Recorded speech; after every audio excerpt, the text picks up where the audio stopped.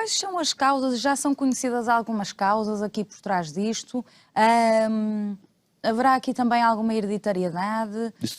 O que é que já se comprovou aqui como fator de risco ou como grupo de risco? Como qualquer doença da psiquiatria, há sempre um misto de fatores biológicos e de fatores do meio ambiente. Mas, de facto, esta doença é das doenças da psiquiatria com maior carga genética. Ou seja, tem a ver com a maturação do cérebro. Portanto, não é que o cérebro tenha um problema muito grave, mas a questão é que o cérebro tem um ligeiro atraso da maturação. Ou seja, as regiões do cérebro comunicam entre si de uma forma mais lenta ou mais ineficiente e, portanto, a informação não é processada como seria de esperar. E, portanto, para a idade, aquela pessoa tem mais dificuldade. E, portanto, o que isso faz é que, de facto, é muito típico. Portanto, os fatores genéticos quer dizer que, na família, normalmente, há outras pessoas com esta doença. Portanto, por exemplo, é natural, é muito habitual que um jovem, uma criança que seja seguida na consulta, um dos pais, o pai ou a mãe, começa a pensar, bem, mas eu também era assim quando eu era daquela idade. Portanto, e depois há dois tipos de postura. Ou a pessoa, o pai diz assim, eu era assim e não quero que o meu filho passe pelo que eu passei. E, portanto, vamos resolver este assunto o mais depressa possível.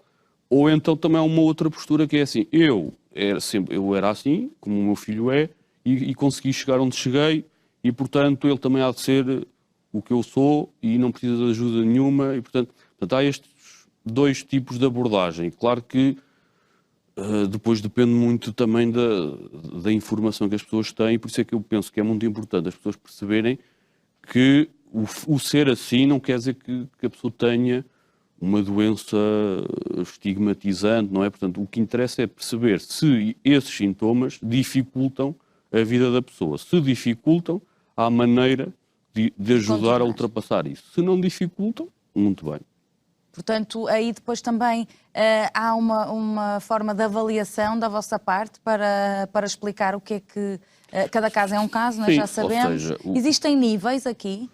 Mais hiperativos, menos hiperativos? Sim, existe aqui uma escala ou isso não faz sentido? Existem níveis de gravidade dos sintomas, ou seja, e o que nos interessa saber é como é que esses sintomas têm impacto na vida da pessoa. Portanto, claro que se for uma pessoa que tenha uma profissão em que não precise propriamente estar muito concentrado durante muito tempo, mesmo que ele tenha alguns sintomas, esses sintomas não serão tão importantes da mesma forma. Como se, por exemplo, essa pessoa for controlador aéreo e estiver todo o tempo da sua profissão a estar muito atenta, porque se cometer uma falha, aliás, é uma catástrofe. É muito difícil de chegar, não é? Depois daqueles testes todos que essa profissão tem. Exatamente. Logo aí não é muito fácil ultrapassarem essas dificuldades de testes, não é? Claro, mas portanto... o que eu queria dizer é que uma pessoa com PHDA pode fazer todo o tipo de tarefas. Portanto, não há nenhuma tarefa que uma pessoa com PHDA não consiga fazer, desde que os sintomas sejam controlados.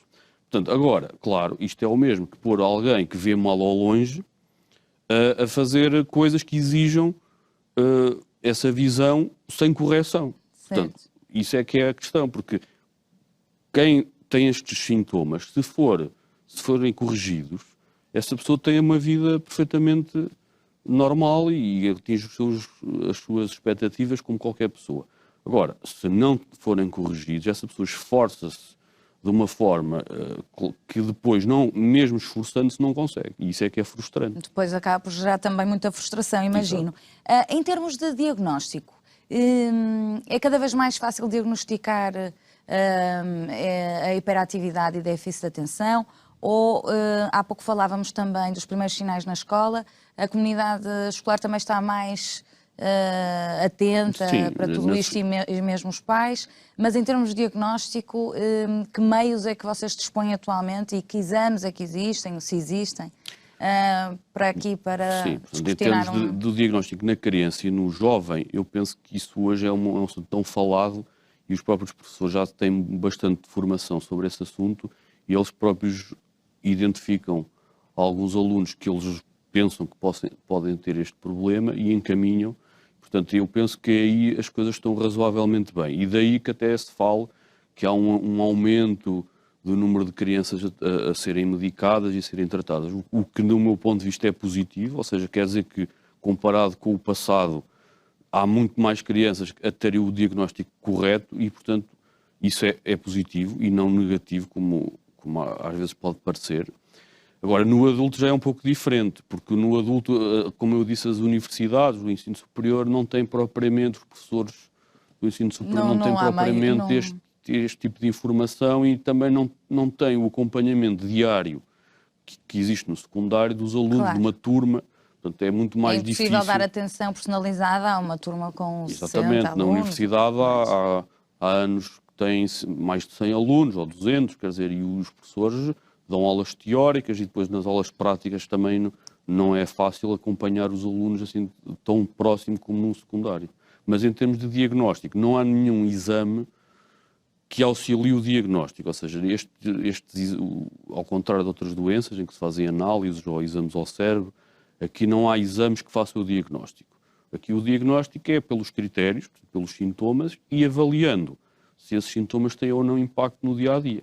E por isso é preciso que seja alguém com alguma experiência a fazer o diagnóstico, porque, como eu disse, hiperatividade toda a gente tem, déficit de atenção toda a gente tem e, portanto, se nós formos à lista dos sintomas, quer dizer, qualquer pessoa pelo menos pode achar que sofre desta situação e não é o caso. Portanto, é preciso que seja alguém que perceba o que é que são os sintomas adaptados à vida daquela pessoa e perceba se isso realmente é ou não problemático. Agora, estamos a falar de uma patologia, vamos dizer assim, crónica, não é? Sim. Não há aqui uma cura total, certo? Em alguns casos haverá, porque é a tal questão da maturação do cérebro, ou seja, com a idade as pessoas podem ficar sem sintomas e, portanto, não precisam de fazer o tratamento para sempre. Noutros casos, realmente é preciso ajuda, não é? Continuam a ter sintomas durante os anos. E nos casos em que, de facto, é preciso, então, encetar um tratamento, que tratamentos existem, que ajudas existem hoje disponíveis, terapêuticas? É a favor ou não da medicação nestes casos? Que panóplia de... Sim, portanto, há dois tipos de abordagem. A primeira linha é a abordagem com um medicamento, que é o metilfenidato. E a segunda abordagem, que pode ser complementar, ou em casos ligeiros pode ser a opção de primeira linha, é a abordagem de treino psicológico e de abordagem psicológica, ou seja, levar a que a pessoa consiga gerir os seus sintomas e consiga aprender a lidar com os sintomas sem o fármaco. Na verdade, a maioria dos casos é muito útil a abordagem com o fármaco, com o metilfenidato. É um medicamento bastante seguro, portanto, já testado desde os anos 40 do século XX, muito usado em crianças, em jovens, em adultos, com muito poucos efeitos adversos. Às vezes pode dar algumas dores de cabeça, às vezes dá perda de apetite, o que às vezes não é inconveniente, e é muito eficaz. Ou seja, resolve bastante os sintomas do déficit de atenção. E esse medicamento atua exatamente em que medida, doutor? Atua exatamente na região frontal do cérebro, onde é aquela região que está um pouco desconectada das outras regiões no caso da PHDA. Ou seja, o lobo frontal é a zona do cérebro responsável pelo controlo das outras regiões do cérebro. É uma espécie de sistema central, de organizador da informação do cérebro. Está aí uma ajuda. E sim, o metilfenidato vai a essa zona e estimula essa zona. Por isso é que se chama um estimulante. Portanto, ao contrário também do que muitas vezes as pessoas pensam, o metilfenidato não deprime o sistema nervoso, não lentifica o sistema nervoso. Não se trata aqui de um calmante, nem nada do género. Calmante, não é? O problema não é esse, não é? O metilfenidato não é o sistema nervoso. Não diminui a função do sistema nervoso. Pelo contrário, aumenta. Aumenta, mas aumenta das zonas do cérebro que nós queremos que funcionem melhor. Portanto, é esta tal questão do computador central que organiza toda a informação do cérebro. E, portanto, se esse sistema estiver a funcionar mais, Quer dizer que a pessoa consegue processar a informação mais rapidamente, mais coordenada com o resto da informação, portanto, processa a informação de uma forma muito mais eficiente. Portanto, e é isso que nós queremos quando damos metilfenidato às pessoas com PHDA. Esse medicamento pode ser dado a crianças ou só é dado mais Pode ser à dado frente? a crianças, portanto, claro que as crianças muito jovens evita-se, porque os estudos que há portanto, são em crianças de idade escolar em geral, portanto, na idade escolar é bastante usado e muito seguro. Em crianças abaixo da idade escolar há que medir portanto, os prós e os contras, mas quando os sintomas são graves também se usa e no adulto também se usa. Nas técnicas que me falava de aprendizagem mais psicológica, aqui também na idade adulta há uma consciencialização favorável daquilo que se está a passar. Nas crianças é mais difícil, não é? Sim, interiorizar no adulto, essas novas formas adulto, eu penso que, enquanto na criança, como ela está em fase de desenvolvimento, a farmacologia, portanto, o metilfenidato facilita de tal modo a capacidade da criança que ela própria vai se desenvolvendo de uma forma natural e, portanto, quando chega à idade adulta, provavelmente já nem precisará tanto de um acompanhamento psicológico como um adulto que nunca foi tratado. Esse sim precisará sempre de um apoio psicológico. Ou seja, um adulto que nunca foi tratado passou vários anos da sua vida com dificuldades, com diferentes formas de processar informação, mas todas elas ineficientes.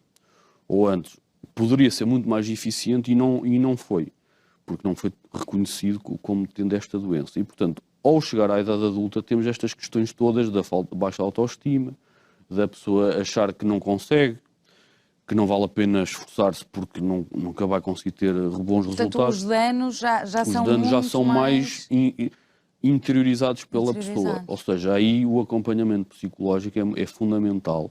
A medicação, de facto, melhora os sintomas, mas para além dos sintomas de PHDA já temos outras questões psicológicas, que são a questão da baixa autoestima, da descrença em si próprio, ele próprio já se assume como um falhado, como um preguiçoso, porque é isso que as outras pessoas pensam dele e ela interioriza isso como verdade, porque realmente já são muitos anos a pensar que é assim, não é? Exato, ao longo dos anos vai havendo evidências que isso é assim, porque falha nos testes, não consegue levar as tarefas até ao fim, perde coisas, está sempre a esquecer-se das coisas que devia fazer, portanto, e os outros olham para ele como uma pessoa pouco fiável, pouco responsável, preguiçosa, não tem interesse por nada. Pouco também pode ser confundido aqui. Exatamente.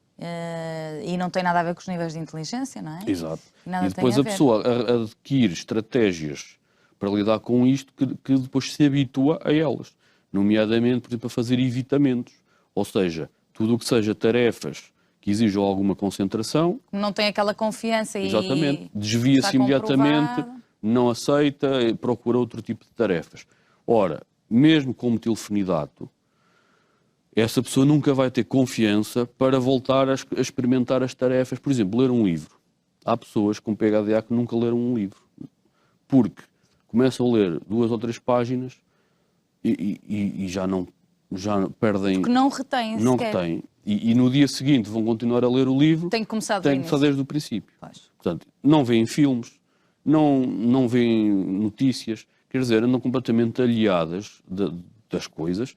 Vão às aulas e é como se não tivessem ido. E, portanto, claro, esta pessoa com metilfenidato já consegue. Mas como é que nós vamos convencer uma pessoa que nunca leu um livro na vida a começar a ler com metilfenidato? Há coisas que depois já são uma questão claro, de hábito, já são hábitos que essa pessoa ganhou, ou seja, essa pessoa nunca perdeu o interesse por certas atividades. E depois, para voltar a elas, é preciso um acompanhamento, um treino que é muito importante. Agradecer ao professor Joaquim